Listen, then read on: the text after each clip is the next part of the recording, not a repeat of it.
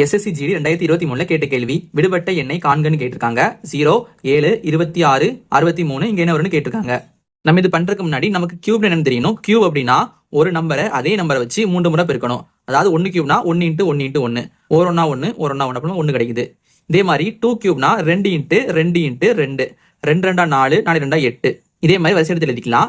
இப்போ நம்ம என்ன பண்ண போறோம்னா 1 கியூப் எழுத போறோம். 1 கியூப்னா 1 தான். இப்போ நம்ம அந்த ஆன்சர்ல இருந்து 1 கழிச்சோம்னா நமக்கு 0 கிடைக்குது. அதே மாதிரி பாருங்க 2 கியூப்னா 8 வருது.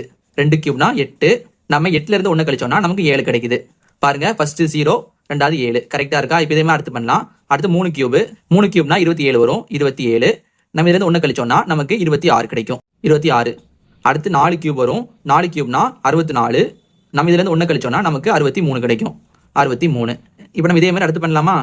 அடுத்து நமக்கு 5 கியூப் வரும். 5 கியூப்னா 125. 125 நம்ம இதுல இருந்து 1 கழிக்கும் போது நமக்கு 124 கிடைக்கும். அப்ப நமக்கு ஆன்சர் இந்த 124 தான். இது நமக்கு ஆப்ஷன் 7 இருக்கு. இதே மாதிரி இதுக்கு அடுத்த நம்பர் என்ன வரும்னு நீங்க கீழே கமெண்ட் பண்ணுங்க.